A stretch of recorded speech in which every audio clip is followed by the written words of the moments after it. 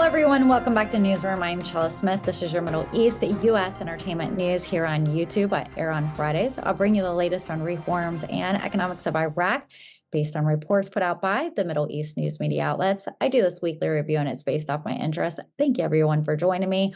Let's get in and out today. It's a really nice day outside. Last week, we spoke about new technology, oil fields, acoustic data, stock exchange, Iraqi sovereignty, and a lot more. Let's take a look at this week's headlines. Okay, guys, I won't keep you here long today, as I said in the beginning of the video. However, we got some grounds to cover. Al-Sudani announces the implementation of the development path for Baghdad Metro and the Karbala-Najaf train. Prime Minister Mohammed Shia al-Sudani announces the launch of investment opportunities for Baghdad and Metro project and the Karbala-Najaf Express train project at the ceremony attended by representatives, ministers, ambassadors, and diplomatic missions. The Minister of Transport signed a contract with CHSS and HSS, two Lebanese and Malaysian companies, to provide advisory service for the project.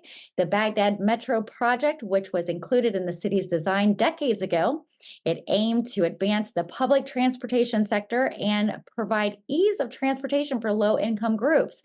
The Karbala-Najaf Express train project, which connected a few cities, let me try to not to chop these up, but it's Al-Najaf, Al-Ashraf, and Hali Karbala, has been discussing these for years due to the transportation crisis between the two cities.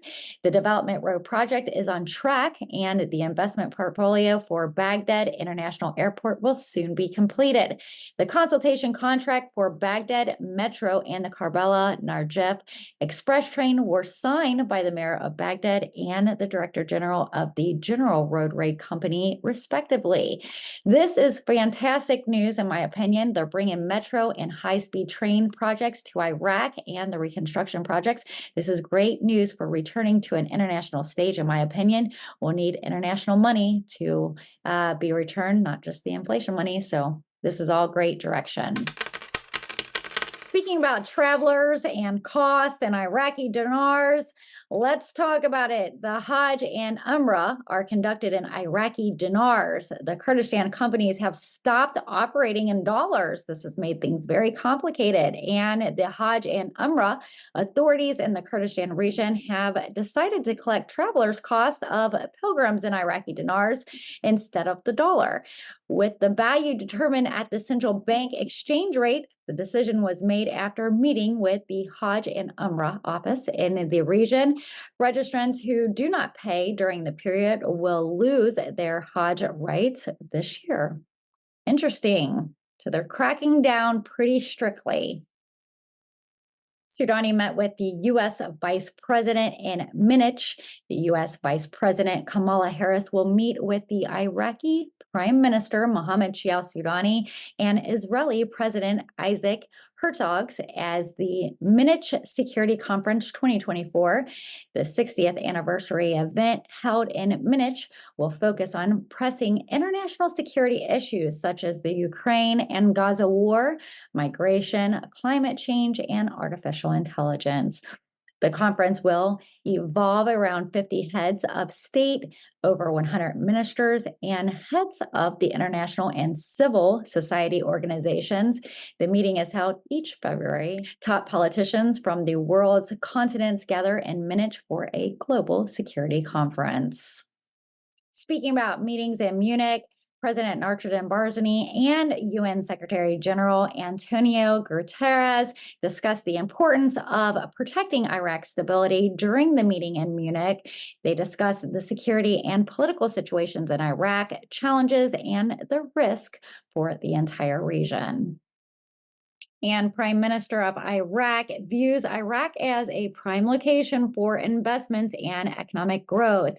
Prime Minister Mohammed Shia al-Sudani has confirmed to the British Foreign Minister David Cameron that his government is working to regulate its relationships with international coalitions and in its presence in Iraq. He also emphasizes the need for major countries to end the ongoing war in Palestine territories, protect civilians, and provide humanitarian assistance. And reminding you that they need half or better, meaning that 100 isn't paving the way. They will need about 162-ish plus one. Sudani resolved debate over ending the U.S. presence in the Kurdistans.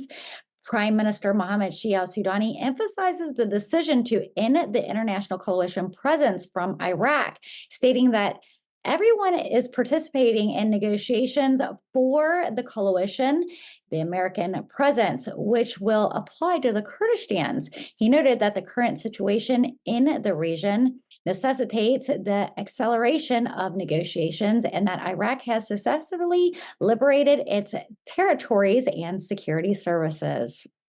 And there was a lot going on at this meeting. Iraqi Prime Minister Mohammed Shia al-Sudani also met with NATO Commander Admiral Stuart Monch at the Munich Security Conference 2024. The meeting reviewed the security situation in the region and cooperation between NATO and Iraqi security authorities, particularly in training and intelligence coordination. The meeting also touched upon logistical support for NATO mission in Iraq following the withdrawal of international coalition to fight ISIS and the Netherlands taking over the mission next May. Al-Sudani praises the cooperation between Iraq armed forces and NATO.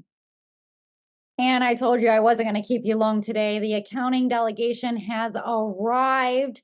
An accounting delegation from the Kurdistan government has arrived in Baghdad. A joint accounting delegation from two ministries and the Office of Finance Supervision in the Kurdistan region's government arrived in Baghdad, according to the Minister of Finance and Economy. Now, no other details were given. However, I believe that this is good news for forward movement in Iraq.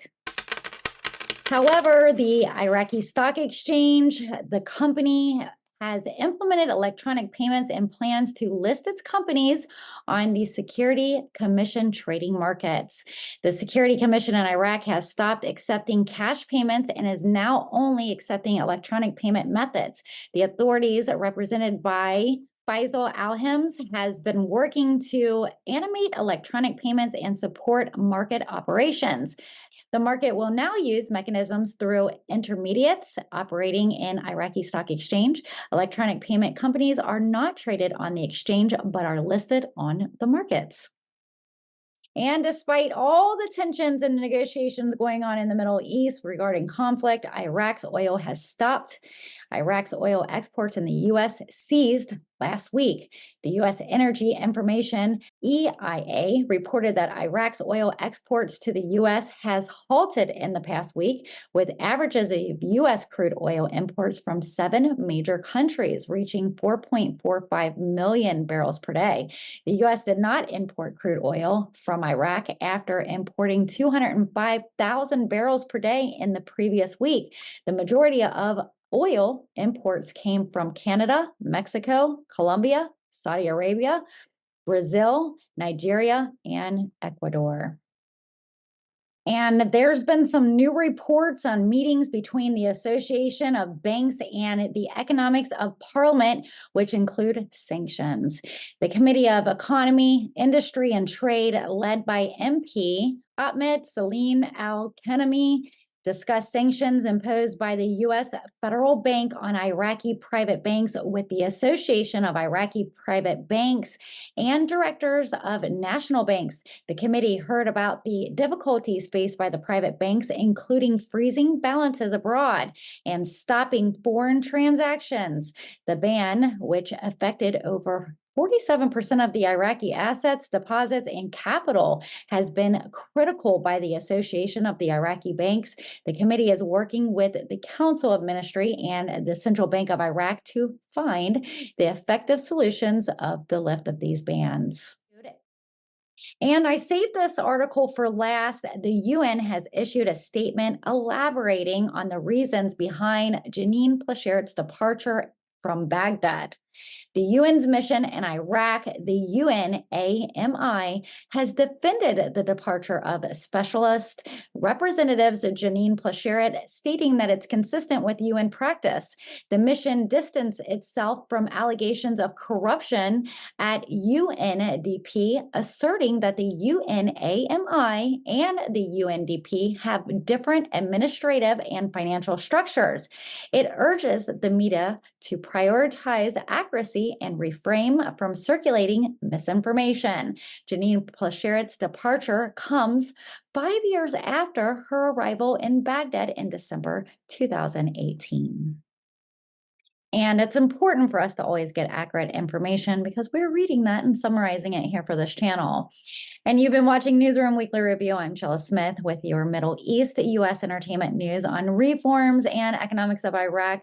I bring you the latest Dinar news without having to keep up with all the different outlets. I'm here on YouTube every Friday, so don't forget to subscribe and turn those notification bells on. If you like my content, smash the like button. If you really like my content, you can always seed a super chat or super thanks in the comment section below.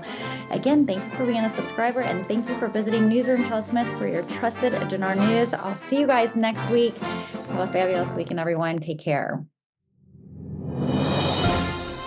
Make sure you join us Fridays, 4 p.m. with Newsroom Updates with Chella Smith Entertainment News.